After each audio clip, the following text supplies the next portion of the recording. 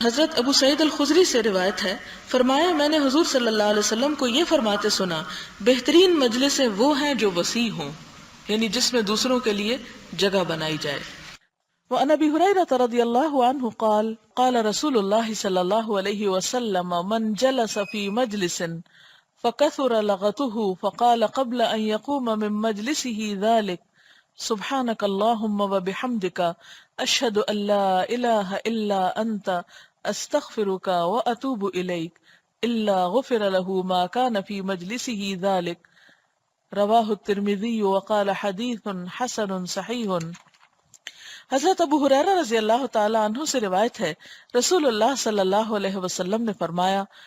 جو شخص کسی مجلس میں بیٹھا اور اس نے بہت سی لایانی باتیں کی، پس اپنی اس مجلس سے کھڑے ہونے سے قبل اس نے کہا، اے اللہ تو پاک ہے اپنی خوبیوں کے ساتھ، میں گواہی دیتا ہوں کہ تیرے سوا کوئی معبود نہیں، میں تجھ سے گناہوں کی معافی مانگتا ہوں اور تیری طرف رجوع کرتا ہوں، تو اس کے اس مجلس کے گناہ معاف کر دیے جاتے ہیں۔ یعنی یہ دعا مجلس کی کوتاہیوں اور لغزشوں کا کفارہ ہے۔ کون سی؟ سبحانک اللہم وبحمدک اشہد ان لا الہ الا انت استغفرک واتوب الیک۔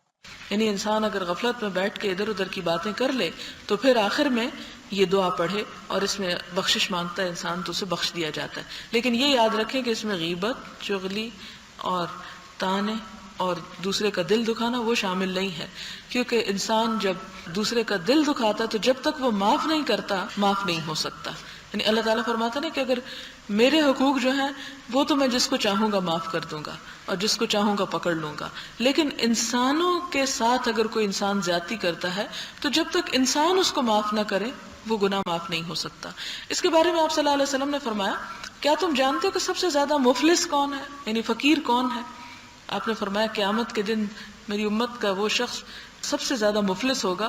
جو پہاڑوں برابر نیکی لے کر آئے گا، یہ بہت بڑی بڑی نیکیاں ہوں گی اس کے، بڑے نماز روزے صدقہ خیرات بہت کچھ ہوگا، لیکن کسی کو گالی دی ہوگی، کسی کا دل دکھایا ہوگا، کسی کو تھپڑ لگایا ہوگا، کسی کے اوپر الزام لگایا ہوگا، کسی کو کچھ اور، کسی کا خون بہایا ہوگا، یعنی ایسا زبردست مارا کہ اس کو لہو لہان کر دیا۔